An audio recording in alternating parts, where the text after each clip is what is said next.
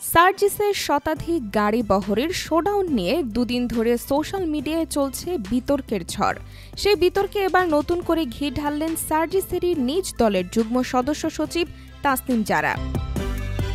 এই বিষয়ে তিনি ফেসবুকে সার্জিসকে উদ্দেশ্য করে একটি খোলা চিঠি দিয়েছেন। চিঠিতে তাসনিম জারা লিখেছেন, প্রিয় সার্জিস, আমি এই চিঠিতে লিখছি আমাদের দলের একজন রাজনৈতিক কর্মী হিসেবে, দলের নীতিগত অবস্থান ও স্বচ্ছতার প্রশ্ন থেকে।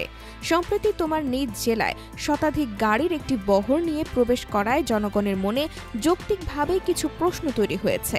তুমি কিছুদিন আগে প্রকাশ্যে বলেছিলে, আমার আসলে এই মুহূর্তে কোনো টাকা নাই, ধার করে চলছি। এটাই হচ্ছে রিয়ালিটি।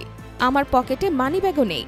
তোমার এই সাদাসিধে জীবনযাত্রার কথা আমাদেরকে অভিভূত করেছিল এবং জনগণের কাছে আমাদের সংগ্রামকে আরও গ্রহণযোগ্য করেছে। কিন্তু সেই প্রেক্ষাপটে এত বড় একটি আয়োজন কিভাবে সম্ভব হলো?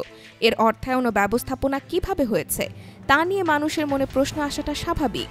আমাদের দল স্বচ্ছতা, সততা ও জবাবদিহিতার ভিত্তিতে একটি নতুন রাজনৈতিক সংস্কৃতি গড়ে তোলার যে প্রতিশ্রুতি দিয়েছে, সে জায়গা থেকে এসব প্রশ্নের স্পষ্ট ও নির্ভরযোগ্য উত্তর দেওয়া আমাদের সবারই দায়িত্ব।